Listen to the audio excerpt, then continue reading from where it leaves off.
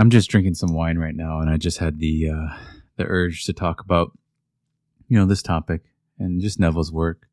And I'm just more of a stream of consciousness style of I don't have anything fully planned. I'm just going to go with how I feel about it. But when you study Neville long enough, you start to realize that he's mainly talking about these states of consciousness, but really you can reword anything you want and to make it make sense to you, because the way I kind of view it was, yeah, there are these states of consciousness, but it almost seems too abstract for me. Like that felt too abstract to understand.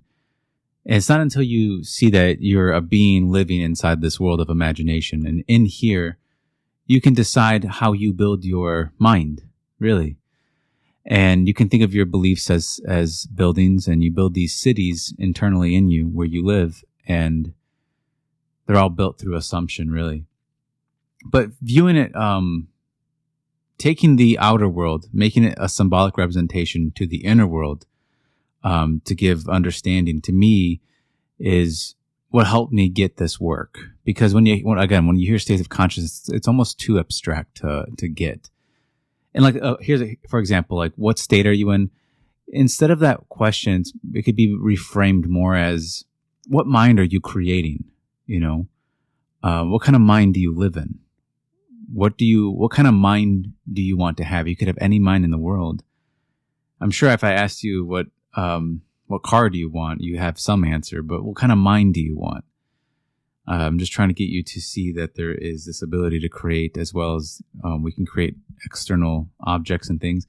We can create internal worlds as well. And it's a vast place, and it doesn't require anything external to you. So you are really free to create away as much as you want to create in here with no one's permission, no one's knowledge. It doesn't matter what qualifications you have. You can start to build and create a world really based off your own faith. And this question as to what mind am I creating, I think it invokes or provokes really something that's already there, which is this inherent purpose and responsibility that we all know to some degree, that we are responsible for what we do internally, that we know when you tell a little lie, it's that internal being that knows you lied. But really, the point I'm trying to get at is that there's this purpose to what we do internally, that you should think about making a purpose in your life to create the mind you want. When you see it that way, and this is all reframing. I'm not saying anything new. I'm not saying anything different. Really, I'm keeping the principle the same. I'm just reframing it. So, instead of what state am I in, what mind am I creating? And that's the point of the Pharaoh meditation. All my meditations are really just to get you to the point where you just realize that you're creating this world.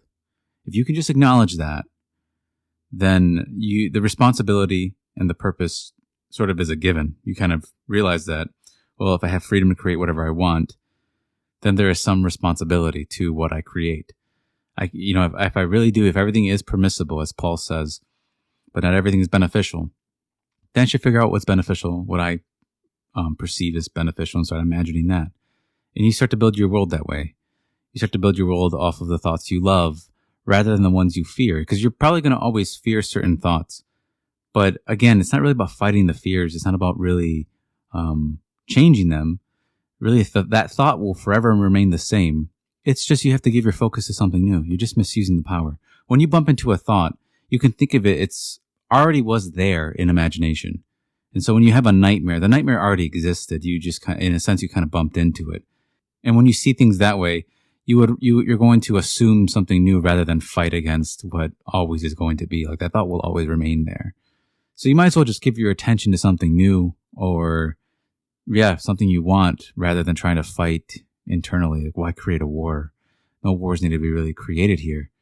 And when you realize it's a world that you're creating, another question pops up just as it's the same question that would pop up in this physical world. You ask, who am I? Or what am I being here? Or what job do I have? You kind of ask these questions to have some kind of identity. Well, the same is true internally. Who are you? You can ask the same question. Who am I to this world? What am I doing in this world? And so again, there's some reframing that can happen, which is, Yeah, I can ask myself who I am in my outer world. I can ask myself that. But let me reframe that and just change it to really ask, who am I in imagination?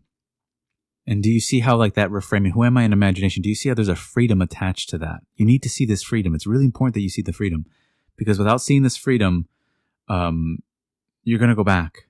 You're going to go back to forgetting who you are. So really, when you discover who you are and who you are internally,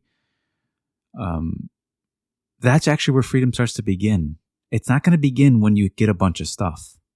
Like, that's not when your freedom begins. Your freedom really begins when you figure out who you are on the inside, or in what you're being. That when you realize you're the dreamer, what dreams am I dreaming in here? I'm building this world off of dreams, and the ones I assume to be true become true to me in here. So what world am I building? And what character am I building in here? Who am I being in here? You don't have to be afraid of it, because you can always change it. You see?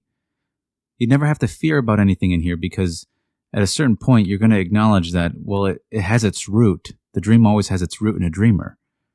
So whatever I'm dreaming in here has to have its root in me, so I would be its source. And if I want to strip myself from it and bring myself to a different dream, that's really all I have to do. There's no shame. There's none of that. None of those things, the confusion and questioning. You just kind of do it. You just assume something new internally about yourself, and you move states. But like, the problem is that man gets confused. He thinks it's harder than that there has to be more. It's like, well, how do you think you were put into a state?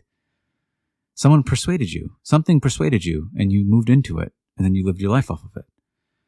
Maybe it happened early on in childhood, but either way, you were persuaded by it. Same is true again. It doesn't change. It comes back to being an effortless way of persuasion. How do I effortlessly persuade myself that I am what I want to be? Well, Neville would say you make it real to you. I'd say you make it feel independent from you. Take a dream of yourself and make it feel like it's happening to you, because that's how life feels. That's how dreams feel, don't they? To some degree, a dream, not even to some degree, it is dependent on a dreamer. But it feels real when it's happening to you.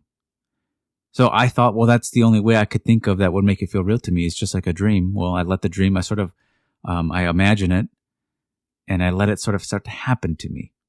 You let go of almost. You almost set the whole scene up, and then you click play. That's how it feels to me. And that's the way I found to imagine anything, is you kind of just take yourself out of it and let it develop, and then let it play. And you start to participate the same way you would in this world here. You can think of it as like, I guess the scene right now just came up as like, I don't know if you like cigars, but imagine you like cigars, and just imagine for a second you like cigars, and you want to just be at a cigar shop, a cigar bar, and you go there, and you can imagine maybe there's like 6 other people there, and then they're lighting up, or some of them are already halfway into their cigars. You can see the smoke kind of developing. You can smell the tobacco. I love the smell of it. You can just build this, but you're not controlling how the smoke moves and how the person is and what they're wearing. No, you kind of just place them there mentally. This is what you do, and you let it happen. You just start to participate the same way you would physically. Neville kind of worded it, you want to mimic in the spirit what you do in the flesh, bring the flesh to the spirit in a sense. That's the same thing. I'm saying the exact same thing. You almost want to let it happen. And that's how you get there in imagination. Because if you don't do that, you're going to be confused the whole time, and you're going to be thinking, am I doing this right? What if it really doesn't happen? Or like, well, how would this work? You're doing everything but experiencing. You're doing everything what you would do. What you would just experience it in the flesh, right? So you're doing everything but that, and all you have to do is mimic the flesh in imagination. That's really all you have to do. That's what Neville means by sensory vividness. It can't mean anything other than trying to mimic the flesh. All he's trying to do is make his imagination feel real. That's all he's doing.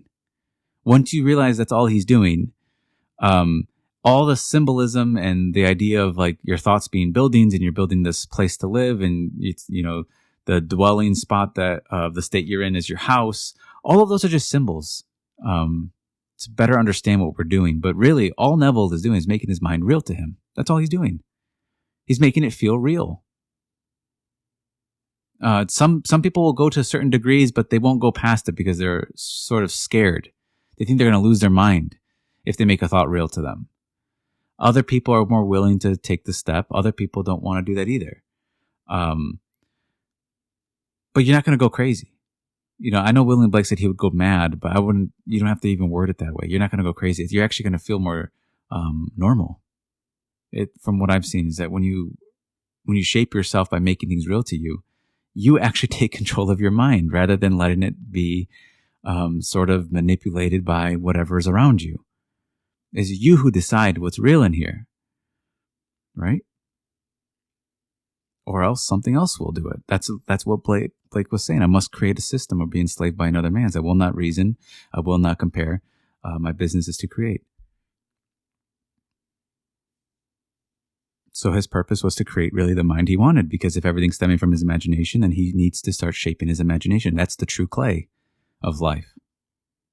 And what vessel are you shaping it? Don't discard your imagination. Don't get rid of it. You can't. Don't try to just act like it's not there. No, reshape your mind. Reshape yourself. And so, yeah, that's really, I guess that's what I'm stressing here, is like, that's all Neville's doing. He's just finding a way to make it feel real to him. And if you can understand that, you'll find your way. But yeah, that's all I have for this one. I just want to talk for a little bit. Sorry if this was a little bit rambly. I mean, I'm just more, I don't have like a concrete thing. I just wanted to speak. But, okay, I'm going to wrap this one up. Again, I have a book. I do one-on-ones and I do live streaming. I'm also doing audiobooks as well and commentaries on the members channel. So if you're interested in that, just go to the description. It's all there. But yeah, thank you for listening.